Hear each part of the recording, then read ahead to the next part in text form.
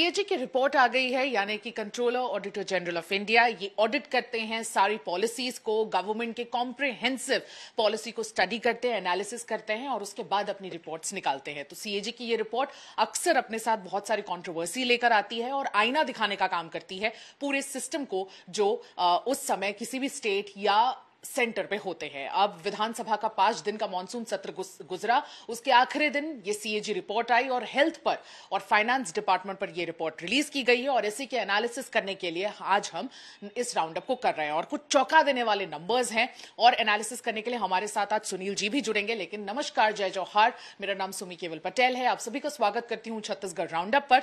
और सुनील सर, बहुत दिन बाद फिर आज आप यहाँ पर मौजूद है राउंडअप में हमारे साथ। मैं बीच बीच में एक डिस्क्लेमर मैं आपको दे रही हूँ, बीच बीच में मैं शायद अपना फोन देखूं क्योंकि यहां पर बहुत सारे नंबर्स जॉटेड डाउन है, लिखे हुए हैं, जिनको मुझे आपको बताने की बहुत ज्यादा जरूरत है। सर, सीएजी ये रिपोर्ट आई है, हेल्थ पर रिलीज हुई है, काफी चौंका देने वाले नंबर्स इसमें सामने आए हैं। उनमें से एक बहुत ही चौंका देने वाला नंबर ये है कि 34% डॉक्टर्स की कमी है पूरे प्रदेश में। और ये 34% इसलिए चौंका देने वाले हैं क्योंकि अभी हम देखेंगे कि बहुत 16,000 ऐसे कॉन्ट्रैक्चुअल वर्कर्स हैं जिनसे हमने बात भी की थी राउंडअप में, और वो कॉन्ट्रैक्चुअल वर्कर्स से रेगुलराइज होने के लिए लगातार प्रोटेस्ट कर रहे हैं और वो सालों साल से प्रोटेस्ट कर रहे हैं। यानी कि कोई भी सरकार रहे, उनका प्रोटेस्ट वहीं का वहीं रहता है, उनकी डिमांड वहीं की वहीं रहती है। और उस बीच ये सारे नंबर्स आए हैं और ये बहुत ज्यादा जरूरी है। 33% शॉर्टेज है डॉक्टर का, जबकि WHO यानी कि वर्ल्ड हेल्थ ऑर्गेनाइजेशन ने स्टैंडर्ड्स निकाले हुए हैं, SOPs है, यानी कि एक डॉक्टर पे 1000 पेशेंट्स को अटेंड करने का एक स्टैंडर्ड नंबर होता है। और नेशनल जो नंबर है वो है 1:1456, यानी कि एक डॉक्टर कुल मिला के 1450 लोगों को अटेंड कर सकता है। लेकिन छत्तीसगढ़ में ये नंबर बहुत ही गया गुजरा है और वो है ये है कि एक डॉक्टर है कुल मिला के अप्रोक्सीमेटली 2500 लोगों को अटेंड करने के लिए। अपने आप में काफी दयनीय स्थिति है यहाँ पे हेल्थ सेक्टर की। सर, ये एक नंबर ही कहीं ना कहीं एक बहुत ही छोटी सी ओवरव्यू दे देता है कि किस तरह से आने वाले नंबर्स भी बहुत बेकार होंगे। सबसे पहले आपके इनिशियल कमेंट्स इस सीएजी रिपोर्ट पर, और आप हमसे ये भी जानकारी साझा करें कि ये सीएजी रिपोर्ट कौन से ड्यूरेशन की है और कौन से गवर्नमेंट के ये वर्क को दर्शाती है। पहली बात तो यह है, आपने जो इस रिपोर्ट को चौंकाने वाला कहा है, तो मैं उस बात को थोड़ा डिमोलिश करना चाहता हूँ। जो लोग पहले से जानकार हैं इस सेक्टर के, सरकार की हालत के, उनके लिए जरा भी चौंकाने वाली नहीं है। आप देखेंगे कि नेशनल मेडिकल कमीशन आता है तो रात दिन जोड़ तोड़ करके, फर्जीवाड़ा करके सरकारी मेडिकल कॉलेज में टीचर्स को दिखाया जाता है, बेड नर्स दिखाया जाता है ताकि मेडिकल की सीटें बनी रहे। बाकी जो हॉस्पिटल हैं सरकार के, नॉन मेडिकल कॉलेज हॉस्पिटल जो हैं, उनमें कोई जवाबदेही नहीं है। उनमें हाल चले आ रहा है लंबे समय से, जब से राज्य बना है तब से कोई हालत नहीं सुधरी। ये रिपोर्ट जो है अभी जो पेश हुई है छत्तीसगढ़ विधानसभा में, ये 2016 से 2022 इस पीरियड की रिपोर्ट है जी। इस पीरियड में पहले रमन सिंह की सरकार थी जी। 2018 तक, और 18 से 22 तक भूपेश बघेल की सरकार थी। दोनों सरकारों का मिला जुला परफॉर्मेंस इसमें दिख रहा है जी। ये केवल पॉलिसी पे कमेंट नहीं है, केवल पॉलिसी का एनालिसिस नहीं है। सीएजी की रिपोर्ट का ज्यादा बड़ा एनालिसिस परफॉर्मेंस का रहता है जी। कि सरकार ने कैसा परफॉर्म किया, इन विभागों ने कैसा परफॉर्म किया। हेल्थ जो है 2000 से मैं देखते आ रहा हूँ, राज्य बना उस दिन से, ये सबसे करप्ट डिपार्टमेंट रहा छत्तीसगढ़ का। सबसे करप्ट कहने के लिए आरटीओ सबसे करप्ट रहता है, लेकिन मैं आपको बतलाता हूँ हेल्थ उससे ज्यादा करप्ट डिपार्टमेंट है छत्तीसगढ़ में जी। दवाइयों की खरीदी में, मेडिकल इक्विपमेंट की खरीदी में, डॉक्टरों के अपॉइंटमेंट में, ऑक्सीजन में, तमाम चीजों में। जो कोरोना का जो पीरियड आया जिसमें अंधाधुंध खरीदी करनी पड़ी जी। जो इस रिपोर्ट के पीरियड में शायद शामिल भी होगा, 2016 के बाद से है तो जी। इस कदर सैकड़ों करोड़ रुपए का घोटाला, खुला घोटाला हुआ। 22 रुपए का सामान 250 रुपए में खरीदा जा रहा है, 10 रुपए का सामान 200 रुपए में खरीदा जा रहा है। ऐसा करप्शन इस डिपार्टमेंट में हुआ। ये डिपार्टमेंट हमेशा से भयानक करप्ट रहा जी। एक दूसरा, इसमें विजनरी कोई मिनिस्टर नहीं आया कभी भी। कई लोगों को बुरा लगेगा, TS सिंहदेव इसके मिनिस्टर थे, नहीं कर पाए। इसमें उनका परफॉर्मेंस भी है, 2018 से तो वही हैं, मिनिस्टर थे। हाँ। इस पूरे पीरियड के खत्म होने तक 22 तक नहीं कर पाए काबू। इस विभाग में हथियार डाल देते थे टीएस सिंहदेव, कहते थे कि यहाँ की खरीदी कहीं और से तय होती है। उनका इशारा शायद भूपेश बघेल की तरफ रहता था, सीएम हाउस की तरफ रहता था। साफ साफ कहते थे ट्रांसफर पोस्टिंग वहां से तय होता है, खरीदी वहां से तय होती है। इस तरह की बदहाली थी भूपेश बघेल की गवर्नमेंट में, जो पीरियड इसमें लिया गया है उनका। आप देखिए कौन लोग चला रहे थे हेल्थ डिपार्टमेंट को। आलोक शुक्ला प्रिंसिपल सेक्रेटरी थे इस डिपार्टमेंट के हेल्थ के। वो आलोक शुक्ला जो नान के मामले में जेल जाने से बचे हुए हैं, केवल तरह तरह की तिकड़म से जमानत लेकर। सबसे करप्शन के चार्जेस सबसे ज्यादा जिस अफसर पे लगे हैं इस राज्य में, उनमें से एक हैं आलोक शुक्ला। अभी साबित नहीं हुआ है तो मैं करप्ट नहीं कह पा रहा हूँ। करप्शन के चार्जेस सबसे ज्यादा जिसके ऊपर चले आ रहे थे, ईओडब्ल्यू ने पकड़ा हुआ था नान में जब वो पोस्टेड थे उस समय का। ऐसे भयानक करप्शन के चार्जेस से घिरा हुआ अफसर छत्तीसगढ़ के दो सबसे इंपॉर्टेंट डिपार्टमेंट देख रहा था, प्राइमरी एजुकेशन और हेल्थ। पूरी दुनिया में जो भी सभ्य समाज रहता है, डेवलप्ड कंट्रीज, मैच्योर डेमोक्रेसी, उसमें यही दो डिपार्टमेंट रहते हैं जिसको सबसे इम्पॉर्टेंट माना जाता है, स्कूल एजुकेशन और हेल्थ। छत्तीसगढ़ में दोनों गड्ढे में चले गए ये दोनों डिपार्टमेंट, इतना करप्ट रहा। टीएस सिंहदेव इसमें रत्ती भर सुधार नहीं कर पाए। वो पूरे के पूरे 4-4.5 साल जो हैं, 2.5 साल के बाद से वो मुख्यमंत्री बनने के चक्कर में लगे रहे। एक विभाग उन्होंने छोड़ दिया, दूसरे को चला नहीं पाए। कोरोना के पीरियड में 5 दिन 6 दिन अपने महल में पड़े हुए थे। तो मेरे उनसे संबंध अच्छे हैं, लेकिन मैं उनको भी तोहमत दूंगा इस बात की कि हेल्थ को जरा भी नहीं सुधार पाए। वो बहुत खराब हालत रही इसकी। कुर्सियां नहीं भर पाए, डॉक्टर नहीं ला पाए बाहर से। इसके लिए एक विजन की जरूरत है। डॉक्टर जो हैं आप घर में पैदा नहीं कर सकते, क्लर्क की तरह उनको नहीं ला सकते, उनकी कमी है पूरे देश में। आपको एक ऐसा इंफ्रास्ट्रक्चर बनाना पड़ेगा कि दूसरे स्टेट से भी डॉक्टर यहाँ आके काम करना चाहें। जो रायपुर का जो मेडिकल कॉलेज है, जो पूरे स्टेट का सबसे पुराना सबसे बड़ा मेडिकल कॉलेज हॉस्पिटल है, इसमें 53% डेफिशिएंसी थी मेडिकल टीचर की। आधे भी नहीं थे, कुल 47% टीचर थे, 53% डेफिशिएंसी थी टीचर्स की। ये स्टेट जो है इसने हेल्थ को इतना निगलेक्ट किया है, सबसे करप्ट हाथों में दे दिया। मैं टीएस सिंहदेव को करप्ट नहीं कह रहा हूँ अभी, लेकिन अफसर तो थे। ये शुरू से चले आ रहा है। जोगी के समय भी यही चला, रमन सिंह के 15 साल भी यही चला, भूपेश के 5 साल भी यही चला। अब ये सरकार को 7-8 महीना अभी हुआ है, तो मैं ज्यादा इसको तोहमत अभी नहीं दे रहा हूँ मौजूदा विष्णुदेव साय की भाजपा सरकार को। लेकिन मैं आपको बताऊं, इन कुर्सियों को भरने में दिलचस्पी नहीं है। मुझको कई बार एक और चीज लगती है, हो सकता है सरकार के फाइनेंस डिपार्टमेंट की दिलचस्पी न हो कि इतनी कुर्सियां भर जाए, क्योंकि आज कुर्सी खाली है तो तनख्वाह जा नहीं रही है, सरकार के खजाने में पैसा बच रहा है। सर, लेकिन ये उस समय हो रहा है जब अभी पिछले हफ्ते विधानसभा के बीच में ही हमने देखा 2 दिन का ध्यान आकर्षण करने के लिए 16,000 कॉन्ट्रैक्चुअल वर्कर्स मौजूद थे। और उनसे मैंने बात भी की, उनमें से कई मुझे डॉक्टर्स मिले और काफी विजनरी डॉक्टर्स। वो जब बता रहे थे मुझे ऑफ द रिकॉर्ड की, देखिए अगर हमें रेगुलर कर दिया जाता है तो हम ये करने की कोशिश करेंगे, हम हेल्थ सेक्टर को अपने तरफ से क्या कॉन्ट्रीब्यूट कर सकते हैं, सारी चीजों के बारे में उन्होंने मुझे बताया। और डॉक्टर्स वैसे ही क्वालिफाइड हैं, अच्छे से क्वालिफाइड हैं, सालों साल 20 साल 25 साल गुजर गए कईयों को काम करते हुए। सैलरी मीगर, एक मतलब पीनट सैलरी पे काम कर रहे हैं, बहुत ही कम सैलरी पे काम कर रहे हैं, और उन्हें कॉन्ट्रैक्चुअल रखा गया है। मतलब ये जो उनकी लड़ाई है वो अजीत जोगी के टाइम से चली आ रही है। सरकार दर सरकार बदलती जाती है, लेकिन हमने देखा था कि बीजेपी सरकार आने से पहले भी ये 45,000 की तादाद में तूता में नए रायपुर में जमा हुए थे। और तब भारतीय जनता पार्टी के वही लोग जो आज सरकार में बैठे हैं, उनके पास जाकर उन्हें बहुत आश्वासन देकर आए थे। तो आज तो हम इन्हीं को ही कॉल आउट करेंगे कि भाई जब आप उस समय गए थे तो आज आप क्या करेंगे। और जैसे कि आपने कहा, फाइनेंस का फायदा ही यही है कि शायद रिक्त जो है पदों को खाली छोड़ा जाए ताकि पैसे ना देने पड़े। खाली कुर्सी फाइनेंस का कुछ नहीं खाती, खाली कुर्सी पे कोई पेट नहीं रहता जी। फाइनेंस को सूट करता है। ये मैं नहीं कह रहा कि अभी वो सोच समझ के कर रहे हैं, लेकिन दिख ऐसा रहा है मुझको। 30,000 टीचर्स की पोस्ट खाली पड़ी हुई है, अभी अपॉइंट नहीं कर रही है सरकार। मुझको लगता है इस गवर्नमेंट के जो इलेक्शन मैनिफेस्टो के जो मेजर कमिटमेंट थे, उसी को पूरा करने में ये सरकार निपट जा रही है। नया बहुत सारा करने की हालत में नहीं है, ऐसा मुझको लगता है। लेकिन coming back to the health condition of health sector, मैं आपको बतला सकता हूँ पूरे देश में डॉक्टरों की कमी है।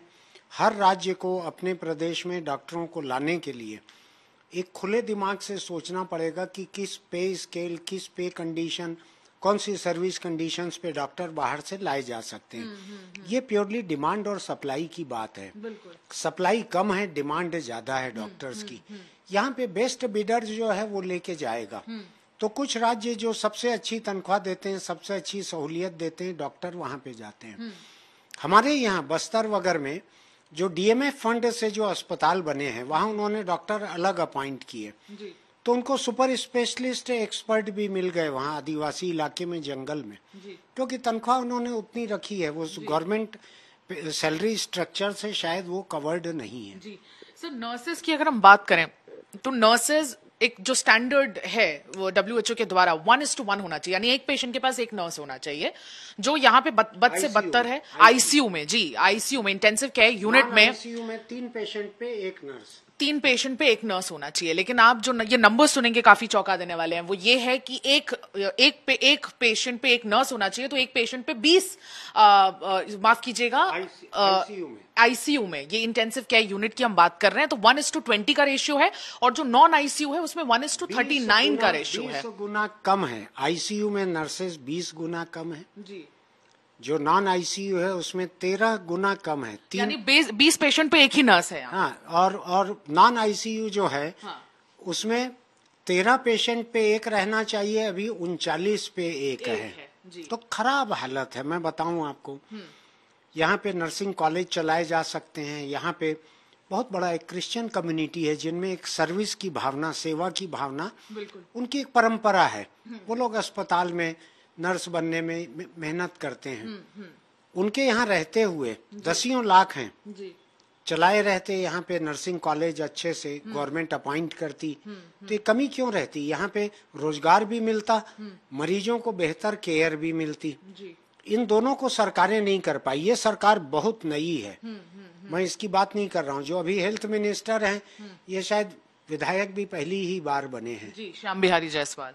और मंत्री तो जाहिर है कि विधायक पहली बार बने, तो मंत्री भी पहली ही बार बने हैं।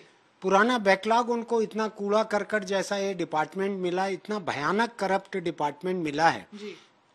सीएजी ने अपनी रिपोर्ट में कहा है कि मेडिकल सप्लाई कारपोरेशन जो खरीदारी करता है उसमें भयंकर इरेगुलरिटीज हैं, भयंकर करप्शन है। घटिया दवाई, घटिया सामान, गैर जरूरी सामान, कहीं 40 करोड़ की दवाई एक्सपायरी की खरीद लिए। मैं बतलाऊं आपको, मैंने इस स्टेट में सबसे पहले हमने ये रिपोर्ट छापी थी, नकली सोनोग्राफी मशीनें खरीद ली है, नकली, और उसको हर प्राइमरी हेल्थ सेंटर में 2-2 मशीन डंप कर दिए। जहाँ पे कोई सोनोग्राफर नहीं थे, कोई डॉक्टर नहीं थे उसको देखने वाले, उसको डंप कर दिया गया। बाद में वो सेक्रेटरी जो है आईएएस अफसर, वो जेल गया। हम ही ने छापा उसको सबसे पहले, पैसा खिलाने आए थे मुझको उसको रोकने के लिए। इतना करप्शन यहाँ पे। ये रमन सिंह के टेन्योर की बात है। ये कोई गवर्नमेंट ऐसी नहीं रही, कोई मिनिस्टर, कोई सेक्रेटरी ऐसे नहीं रहे इस विभाग में जब ये करप्शन रुका हो। एक हाथ कोई रहा होगा बतौर एक्सेप्शन, तो मैं उतना बेनिफिट ऑफ डाउट देता हूँ। भयंकर करप्ट डिपार्टमेंट है ये। इसकी इनएफिशिएंसी जो है उसमें करप्शन एक मेन इशू है। दूसरा ये है कि सरकार की तरफ से इसकी निगरानी रखने के लिए कोई नहीं है। जितना करप्शन इसमें सीएजी ने बताया है, जो एसीबी ईओडब्ल्यू पटवारी को और तहसीलदार को इनको ट्रैप कर रहा है, इन डिपार्टमेंट में कोई ट्रैप नहीं होता। इसमें खरीदी में जो भ्रष्टाचार हुआ है, जो सीएजी ने नेल डाउन किया है, उसके ऊपर कोई एसीबी ईओडब्ल्यू की जांच नहीं होगी यहाँ पे। आप देखिएगा इस बात को। सर, लेकिन मेरा वापस सवाल वही आता है कि प्रॉब्लम कहाँ आ रही है। जब कॉन्ट्रैक्चुअल वर्कर्स कह रहे हैं कि हमें रेगुलर कर दीजिए, सालों साल एक्सपीरियंस को भी हो गए, काम करते हुए भी हो गए, और यहाँ पे सीएजी की अगर हम नंबर्स की भी बात करें तो सिर्फ 3% ही 280 ऐसे कुछ पोस्ट हैं सुपर स्पेशलिटी हॉस्पिटल में रायपुर में, यानी कि कैपिटल में, जो बहुत ही ज्यादा, मतलब आप गर्भगृह में है, पावर अरीना के, मतलब पावर कॉरिडोर्स के बिल्कुल करीब है, सुपर स्पेशलिटी हॉस्पिटल में है। उसके बावजूद 280 जो पोस्ट है वो खाली है, उनमें से सिर्फ 3% पोस्ट पे लोगों को रखा गया है रेगुलर पोस्ट पे, और 208 कॉन्ट्रैक्चुअल वर्कर्स को रखा गया है। तो दिक्कत कहां आ रही है? सीएजी रिपोर्ट ने लास्ट में ये भी सोल्यूशन भी बताया है, कहा है कि एक कॉम्प्रिहेंसिव हेल्थ केयर पॉलिसी बनानी चाहिए जिसपे इन सारी चीजों का ध्यान रखा होना चाहिए। काफी कॉम्प्लिकेटेड भारी भरकम वर्ड्स हैं, इसको सिंप्लीफाई करके सर आप बताएं कि किस तरीके से प्रॉब्लम कहां आ रही है और इसका सोल्यूशन क्या है। प्रॉब्लम ये आ रही है कि सरकार के भीतर अंडरस्टैंडिंग नहीं है, हेल्थ सेक्टर को सुधारा कैसे जाए, समझ नहीं है सरकार में लोगों को। अफसर मंत्री आमतौर पर करप्ट हो जाते हैं, भयंकर। दो, सरकार जो है एज अ होल इस डिपार्टमेंट के करप्शन से परहेज नहीं है सरकार को। मैं पिछले 20 साल का बोल रहा हूं, मैं अभी 8 महीने के सरकार का नहीं बोल रहा हूं। मैंने इसमें ये सुझाया है कि छत्तीसगढ़ में आईआईएम है, यहाँ पे आप आईआईएम के प्रोफेसर से बात कीजिए, उनको कहिए कि ये सीएजी की रिपोर्ट है। हम एक आउटसाइडर चाहते हैं जो देख के हमको सुझाव दे कि हम कैसे सुधारें अपने आप को। आपको ध्यान है, सुंदर पिचाई यहाँ के आईआईटी से, आईआईएम से निकल के जाके दुनिया की सबसे बड़ी कंपनी में हेड बने। बहुत सारे आईआईएम से निकल के बहुत सारे लोग बाहर जाते हैं, पूरे दुनिया की बड़ी कंपनियां मैनेज करते हैं। इसी शहर में आईआईएम है, इसी शहर में सीएजी की ये रिपोर्ट है, इसी शहर में सरकार है। क्यों एक्सपर्ट मैनेजमेंट के एक्सपर्ट लोगों की राय लेने में क्यों परहेज है? सरकार में भ्रष्टाचार की वजह से एक्सपर्ट्स की राय लेने में हिचकते हैं लोग। वो आएंगे तो वो नेल डाउन कर देंगे, यहाँ पे आपने करप्शन किया है, यहाँ पे आपने गलत दवाइयाँ खरीदी है, ये पोस्ट आपको भरना चाहिए। इसको अपना एक्सक्लूसिव डोमेन सरकार मान के चलती है। एक्सपर्ट से अगर राय ली होती तो इसी शहर में आईआईटी है, इसी शहर में आईआईएम है। कोई ऐसी चीज है कि ये अमेरिका कंपनी को चला सकते हैं, छत्तीसगढ़ गवर्नमेंट को नहीं सुझा सकेंगे? जी बिल्कुल। लेकिन सरकार नहीं लेना चाहती। मैं आपको बतलाता हूँ, यहाँ जितने वर्क्स डिपार्टमेंट हैं, पीडब्ल्यूडी, पीईसी, म्यूनिसिपल, एनआरडीए, ये यहाँ के एनआईटी का, यहाँ के आईआईटी का किसी की एक्सपर्टाइज यूज करना नहीं चाहते जी।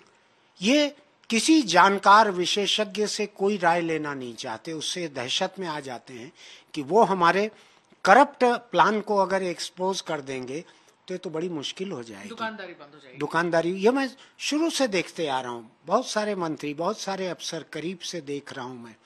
मैं आपको फिर कह रहा हूँ, प्राइमरी एजुकेशन और हेल्थ, जिसकी वजह से केजरीवाल को थोड़ी वाहवाही मिली थी, अभी आप भी बात कर रही थी वो। दुनिया के जितने अच्छे डेवलप्ड कंट्रीज हैं उनमें यही दो सबसे इम्पोर्टेंट माने जाते हैं। करप्शन तो अच्छे डेवलप्ड कंट्रीज में है भी नहीं। हमारे यहाँ इन्हीं दो सेक्टर को सबसे करप्ट हाथों में दिया जाता है। आपको मालूम है, आलोक शुक्ला जो है वो हेल्थ सेक्रेटरी भी था और प्राइमरी एजुकेशन का सेक्रेटरी भी था। और पिछली भूपेश गवर्नमेंट में करप्शन का क्या हाल था आपको अंदाज है, आपने भी थोड़ा तो देखा हुआ है। आलोक शुक्ला पे 36,000 करोड़ के नान स्कैम का आरोप लगा हुआ था सर। नान में वो गिरफ्तारी से बचे हुए थे जमानत लेकर, किसी तरीके से। उनकी रिकॉर्डिंग अगर आप देखें, टेलीफोन पे जो बात कर रहे हैं, जो कोर्ट में पेश किए गए हैं कागज, परले दर्जे के करप्शन की बातें थी वो। मेरे दोस्त हैं, हालांकि मुझको मन में दर्द हो रहा है बोलते हुए उनके बारे में। डॉक्टर भी हैं, वो डॉक्टर भी हैं, इसी शहर में पढ़े हुए हैं, इसी छत्तीसगढ़ में मेडिकल डॉक्टर बने हैं। सर हमने एक धेला उन्होंने यहाँ के करप्शन को कम करने का नहीं किया। I have reasons to believe कि उनके राज में करप्शन और फला फूला। सर हमने भी उनपे एक आर्टिकल किया था कि किस तरह से वो नान स्कैम में फंसे थे डॉक्यूमेंटल एविडेंसेस के साथ, लेकिन उन्होंने हम पे नोटिस दे मारा, और वो भी अच्छे खासे करोड़ों का। तो आलोक शुक्ला जी ये है। और सर इसका मैं आखिरी सवाल, दूसरा मैं आपको बताऊं कि भूपेश बघेल की सरकार में करप्ट होना जो है अफसरों का, ये क्वालिफिकेशन हो गया था, उनकी खूबी हो गई थी जी।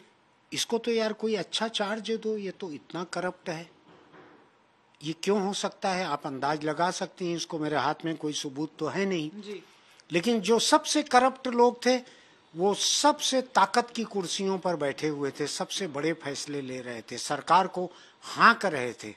सर, इसका सोल्यूशन क्या है? आखिरी सवाल कि आपको लगता है, आपने एक बहुत अहम बात कही थी कि हेल्थ सेक्टर इसलिए भी नहीं सुधरता क्योंकि सामने वाले के पास विजन भी नहीं है, कोई ऐसा नेता नहीं आया जो इसके साथ विजन के साथ आगे बढ़ सके और इन दो बहुत ही एसेंशियल डिपार्टमेंट्स को संभाल सके और आगे बढ़ा सके।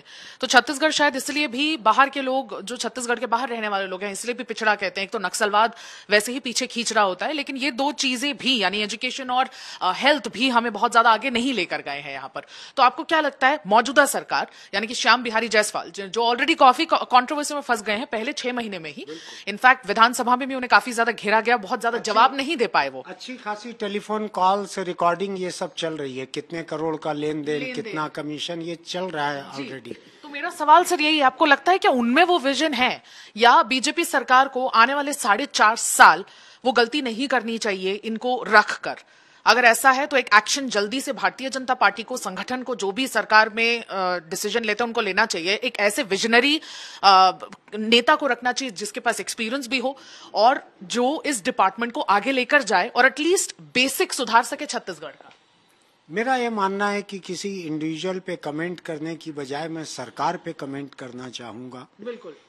इस सरकार को आउटसाइड एक्सपर्टाइज की जरूरत है, जो इस सरकार का हिस्सा न हो, जो इस सरकार का सैलरीड न हो, जो कोई प्राइवेट जो ऑपरेटर्स काम करते हैं दिल्ली में दलाल की तरह, कि ये आउटसोर्स सर्विस को प्रोवाइड कर रहे हैं वेंडर्स, ऐसे ना हो।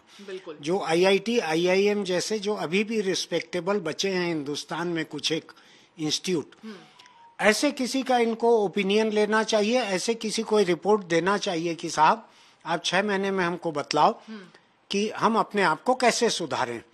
दे need an outsider to improve themselves. ये अपने आप को सुधारने की क्षमता इस सरकार में, यानी इस प्रदेश की सारी सरकार में, मैं प्राइमरी एजुकेशन और हेल्थ इन 2 डिपार्टमेंट के कॉन्टेक्स्ट में बोल रहा हूँ, इस प्रदेश की किसी भी सरकार में इन 2 सेक्टर को सुधारना इनकी क्षमता के बाहर है। मेरा मानना है कि इन 2 डिपार्टमेंट के लिए इनको आउटसाइड सपोर्ट लेना चाहिए, आईआईएम जैसी संस्था का। मैं न वहाँ आईआईएम में पढ़ाता हूँ, न मेरे कोई दोस्त हैं। जिस मोदी गवर्नमेंट की पार्टी की ही यहाँ पर सरकार है, उसी मोदी गवर्नमेंट का आईआईएम है, उसके ऊपर भरोसा करना चाहिए। आईआईएम है, जहाँ जरूरत रहे आईआईटी है, एनआईटी है, इतने बड़े बड़े जो प्रीमियर इंस्टीट्यूट्स जो हैं इंडिया के, अगर आप उनकी मदद लेने से परहेज कर रहे हैं तो मैं आपको बताता हूँ, इलेक्टेड डेमोक्रेसी में कभी भी इलेक्टेड लोग इतने काबिल नहीं रहते, बारिंग एक्सेप्शंस, कभी इतने काबिल नहीं रहते कि पूरे सिस्टम को वो खुद सुधार सकें। फिर पॉलिटिकल पार्टीज का करप्शन आगे पीछे हावी हो ही जाता है। इससे बचने के लिए मुझको लगता है दे नीड एन आउटसाइड ऑब्जर्वर जो एनालाइज करे, प्लान करे, इनको बताए ये सीएजी ने इतनी गड़बड़ियां क्यों पकड़ी, क्योंकि ये छत्तीसगढ़ गवर्नमेंट की तनख्वाह पे नहीं जी रहे हैं। बिल्कुल। सीएजी क्यों इतनी गड़बड़ियां पकड़ पाता है, क्योंकि इस सरकार के मोहताज नहीं है, वो उनकी तनख्वाह कहीं और से आती है, इसलिए पकड़ पाते हैं। तो मेरा ये कहना है जैसा एक इंडिपेंडेंट बॉडी, कॉन्स्टिट्यूशनल बॉडी है सीएजी, इनको एक आउटसाइड ऑब्जर्वर की जरूरत है जो इनके लिए प्लान करे, इनको प्रिवेंट करे, हर साल उनसे ये रिपोर्ट बनवाएं कि हमारा आज इस साल का परफॉर्मेंस देख के आप बताइए हम क्या करें। और सरकार को कम से कम इन 2 डिपार्टमेंट से, ये 2 डिपार्टमेंट मेरे दिल के करीब हैं, इन 2 डिपार्टमेंट से करप्शन को खत्म करने का कलेजा दिखाना चाहिए। बिल्कुल, ये एक बहुत ही अहम बात है और इनफैक्ट एक बहुत ही अच्छा क्लोजिंग रिमार्क है कि किस तरह से अब आउटसाइड हेल्प की जरूरत है, क्योंकि अगर आपके पास खुद विजन की कमी है तो आप अपने ही प्रीमियर इंस्टीट्यूशंस के टैलेंट पूल को इस्तेमाल करिए और वहां से आप टीम बुलाइए, एक्सपर्ट्स बुलाइए, उनसे मॉनिटर करवाइए और लगातार इनफैक्ट उन्हीं के एक्सपर्टीज को यूज करते हुए एक विजन के साथ इन 2 डिपार्टमेंट्स को एटलीस्ट अपनी बेसिक को सुधारने की कोशिश करिए, क्योंकि सीएजी रिपोर्ट जब ये हाईलाइट कर सकती है तो आपके एक्सपर्ट, आपके टैलेंट पूल भी ये हाईलाइट करके उसे आगे सुधार सकते हैं। तो यही इस पूरे प्रॉब्लम का रूट कॉज सोल्यूशन है और इनफैक्ट एक फ्रेमवर्क पॉलिसी भी लाने की जरूरत है, जैसे कि सीएजी ने अपनी रिपोर्ट में भी कहा है। लेकिन उस फ्रेमवर्क पॉलिसी के तहत ये सारी चीजें अगर कर ली जाए तो बहुत जल्दी सुधार आ जाएगा। आज के राउंड अप में बस इतना ही। मैं सुमी केवल पटेल विदा लेती हूं अपने वीडियो जर्नलिस्ट राघवेंद्र पांडे के साथ। बने रहिए छत्तीसगढ़ तक पर और देखते रहिए छत्तीसगढ़ राउंड अप। आपको एपिसोड कैसा लगा जरूर बताइए फीडबैक में, और सोल्यूशंस आप भी हमें सुझाइए कमेंट सेक्शन में। नमस्कार, जय जौहार।